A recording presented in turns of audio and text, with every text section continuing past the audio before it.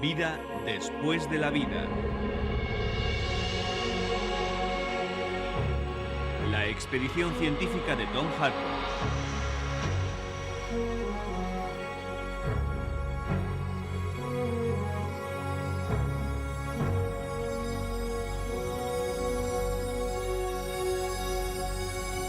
La conclusión.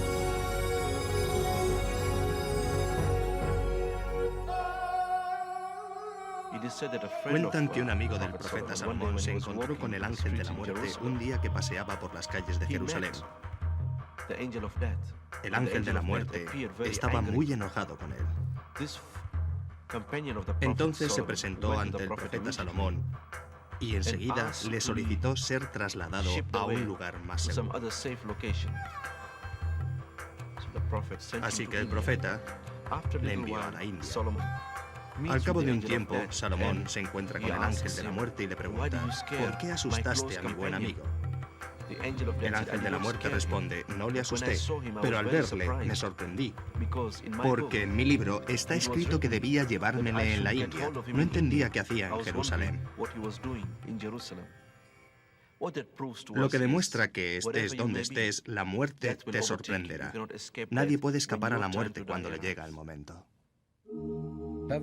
Tras acumular una increíble cantidad de pruebas para su libro Vida después de la vida, el periodista, teólogo y escritor Tom Harper sacó algunas conclusiones.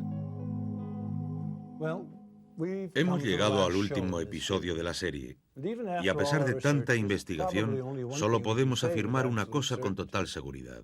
Nadie logra salir de aquí con vida. Es la verdad que siempre ha sabido la humanidad. No le tengo miedo a la muerte, pero prefiero no estar presente cuando llegue. Woody Allen.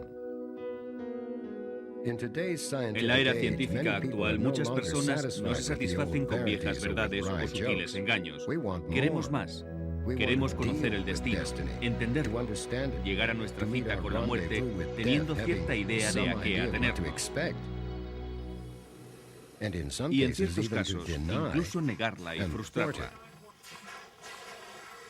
Casi todas las personas considerarán la criología como una solución extrema, claro.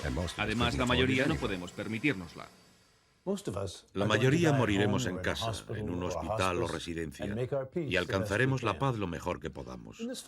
En este último episodio, mientras evaluamos las pruebas, volveremos a revivir situaciones y testimonios de personas que contribuyeron a la investigación. Personas como Yves Benoit, que habló con nosotros 13 días antes de morir. Morir es regresar al universo, sin tener que hacer concesiones, sin tener que ganárselo a pulso. Hay otros que han observado el fenómeno de la muerte desde cerca para intentar descubrir qué nos ocurre al morir. Si de verdad vamos a algún lugar, o si morir significa simplemente, como decía Shakespeare, yacer en frío encierro y pudrirte.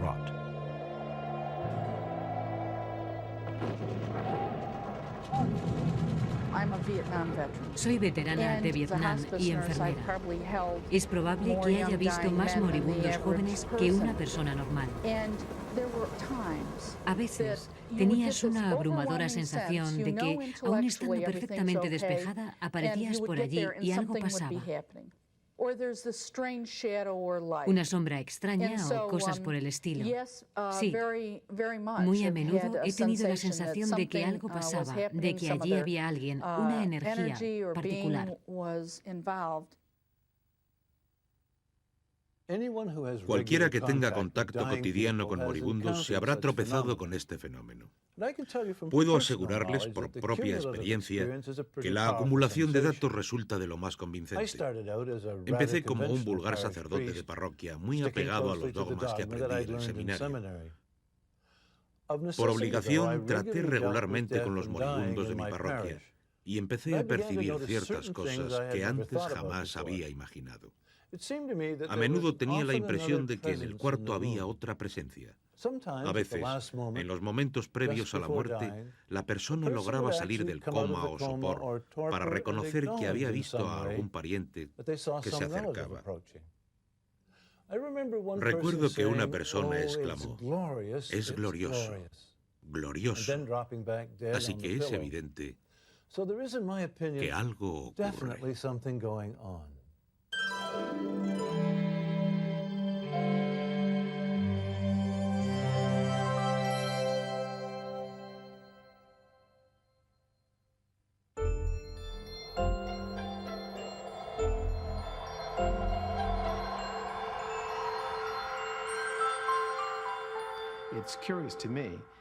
Resulta curioso que en las experiencias en el umbral de la muerte, muchas personas, y esto es un fenómeno universal, los parientes que ya han fallecido suelen salir a recibir a la persona. Hay un momento de expansión de la conciencia, de claridad, de lucidez. Es un fenómeno universal. No lo causa la bioquímica, no es una alucinación. Es la psique que se prepara para efectuar la transición. Para efectuar la transición. Esa es la clave del asunto. ¿Acaso la muerte es la transición y no el fin? Aquellos que murieron no pueden contarnos nada, pero los que estuvieron en el umbral de la muerte sí. Hay miles de personas normales que tuvieron experiencias en el umbral de la muerte. Su testimonio sobre lo sucedido en el momento de la muerte resulta de crucial importancia. Hay una abrumadora cantidad de personas con experiencias similares. ¿Recuerdan las estadísticas al respecto? 8 millones de americanos afirman haber tenido una experiencia en el umbral de la muerte. B.M.H. Atwater, autor de Regreso a la vida. No podemos ignorar la enorme cantidad de historias procedentes de todas partes del planeta. Son pruebas, pura y simplemente. Como hemos visto, no solo el mundo ha cambiado su manera de pensar, también la ciencia, el baluarte de la terquedad racionalista, ha empezado a distanciarse de la concepción mecanicista del universo resumida en un «yo quiero pruebas», que durante tanto tiempo perduró. Algunos científicos han empezado a examinar la experiencia en el umbral de la muerte preguntándose ¿son meras alucinaciones o la interrupción de un viaje a algún lugar? La física admite su posibilidad y proporciona un marco que sería plausible. Podría haber más dimensiones que las clásicas 3. La relatividad tiene 4 dimensiones espaciotemporales. En nuestro afán por encontrar teorías de campo unificadas, hemos descubierto que el espacio podría tener dimensiones adicionales y que seremos incapaces de entender otras fuerzas como la electromagnética si no añadimos una quinta dimensión. Lo que implica que la realidad podría ser mucho más compleja de lo que habíamos imaginado. Lo que vemos a nivel cotidiano no es más que un pálido reflejo de una realidad mucho más amplia. Cuando empecé a interesarme por los estados sobrenaturales, a observar experiencias místicas y a tenerlas yo personalmente, lo primero que pensé es que de alguna manera aquello se originaba en el cerebro. Pasé mucho tiempo intentando averiguar si aquello era posible. Hoy día he llegado a la conclusión de que no se origina en el cerebro. Lo mismo pensó Aldous Huxley después de tener algunas experiencias psicodélicas muy poderosas que intentó relacionar con el cerebro. Llegó a la conclusión de que quizá el cerebro funcione como una especie de válvula reductora que intenta protegernos de una excesiva información cósmica.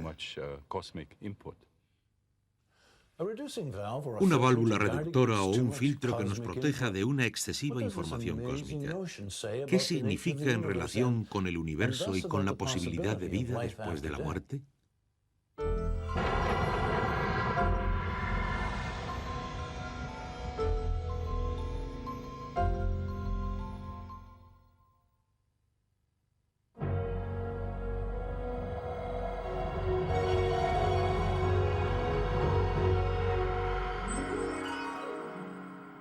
Ahora que estamos revisando testimonios, les pido que recuerden al Dr. Melvin Morse, un pediatra que pasó mucho tiempo estudiando a los niños con experiencias en el umbral de la muerte. Luego me encontré con una flor enorme y dentro había una abeja que era tan grande como yo con 3 años. Ha afirmado en un episodio anterior que estas experiencias pueden probar, aunque no certifican, la existencia del más allá. Cuando el Dr. Morse nos habla de la función del lóbulo temporal derecho, se refiere también a la válvula reductora de la que hablaba el Dr. Stanislav Grof. ¿Cómo explicar todas las distintas experiencias si no empezamos por entender que todas las pruebas clínicas y experimentales documentan claramente que se trata de experiencias de origen biológico?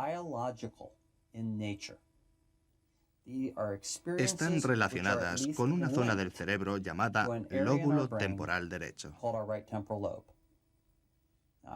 Quiero hacer constar que soy filosóficamente imparcial en mis afirmaciones.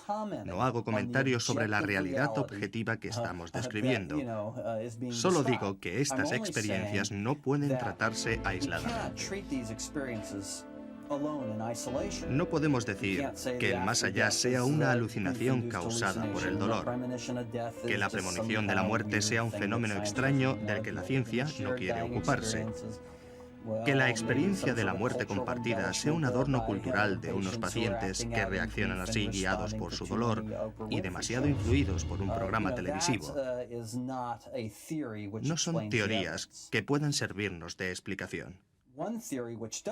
Una teoría que sí puede servirnos de explicación es la comprensión de que nuestros cerebros tienen la capacidad de percibir otra realidad bien documentada, tanto experimental como clínicamente, a través del lóbulo temporal derecho.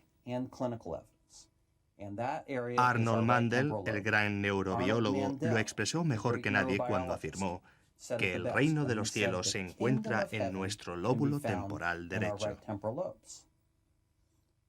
Una vez que entendamos ese simple hecho que lleva 80 años siendo documentado en la literatura médica, una vez que nuestra ciencia y nuestra espiritualidad empiecen a aclararse al respecto, entenderemos que en una amplia variedad de situaciones clínicas, nuestro lóbulo temporal derecho puede activarse y permitirnos tener esa experiencia.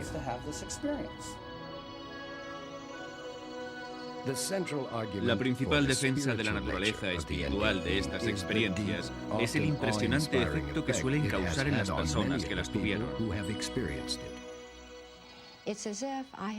Es como si me hubieran alzado en el bosque para enseñarme los árboles. Es otra perspectiva. Es como si me encontrara menos protegida, por así decirlo. Tengo un punto de vista completamente diverso. Sí, es cierto que veo las cosas de forma diferente, pero no porque sean distintas, porque yo soy diferente. Me siento muy atraída por la meditación, por el yoga. Anhelo una vida equilibrada. Con los años, a través de la meditación, he tenido una serie de experiencias místicas. Son muy habituales en las personas que han estado en el umbral de la muerte. No creo que yo sea excepcional o una verdadera mística, nada de eso. Me percibo a mí mismo como un ser espiritual tras ese accidente, que fue una experiencia humana. Mi experiencia humana es la antesala de mi alma, así que el accidente fue una bendición. Claro que hay quienes no las consideran, pero lo realmente interesante es cómo manifiestan sus reparos. Aquí tenemos a la doctora Susan Blackmore, la detractora más rigurosa científicamente hablando. Hay infinidad de pruebas sobre el cambio que se produce tras la experiencia, pero gran controversia respecto al porqué. Muchos creen que se debe a que conocieron a Dios o a que estuvieron en el cielo y cosas así. No estoy en absoluto de acuerdo. Opino que el aspecto realmente transformador de la experiencia acontece cuando se llega lo bastante lejos como para que el habitual sentido del yo empiece a disolverse. Pero el habitual sentido del yo no es más que una ilusión. Pensamos que hay algo de mí que puede controlar las cosas, que toma las decisiones de mi vida y todo todo eso. Vivimos con esa ilusión al acercarnos a la muerte o estar sometidos a una gran tensión o en estado de profunda meditación. El habitual sentido del yo empieza a resquebrajarse. En el umbral de la muerte se desmorona porque el cerebro es incapaz de sostenerlo. Si practicas la meditación budista se desmorona porque ese es el objetivo de la meditación. De cualquier forma hay una especie de percepción, de conciencia de que las cosas pasan sin que yo pueda controlarlas. Supone un profundo sentimiento de que yo no importo. Ahí está el mundo que actúa independientemente. Así son las cosas. Yo no importo. Cuando el yo empieza a disolverse por completo, se produce la clásica experiencia mística de la comunión. No hay un yo separado, hay un único yo. Hoy día tratamos de interpretar lo que ocurrió. En las 2 décadas pasadas se ha producido un gran avance respecto a cuando yo empecé a interesarme por el asunto. Un escéptico dirá que los testimonios de las personas que tuvieron experiencias no demuestran nada. Yo diría que al menos demuestran que la persona en cuestión experimentó una increíble transformación que debería analizarse muy seriamente.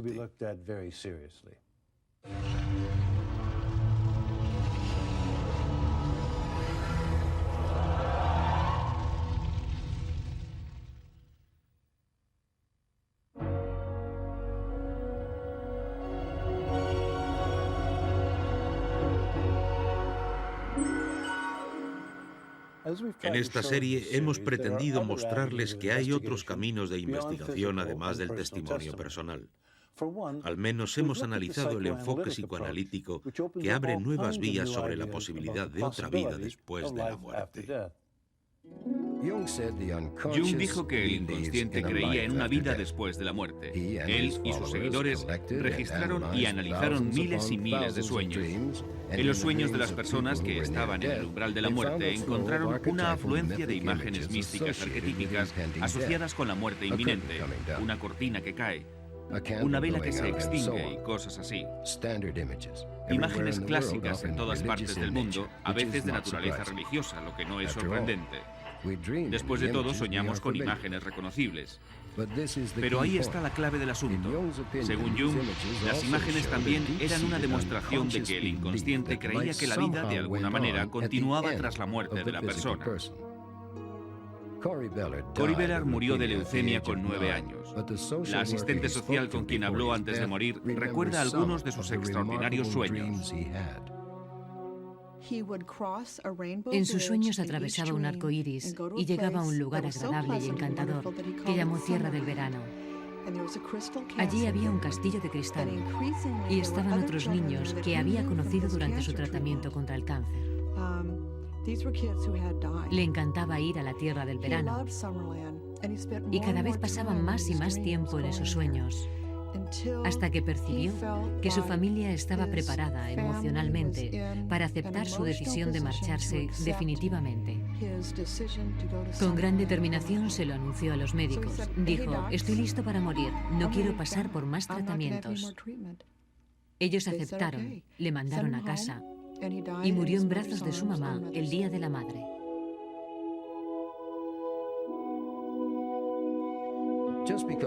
El que todos creamos algo de manera subconsciente no significa que sea cierto. Pero no hay que olvidar que tampoco significa que sea falso.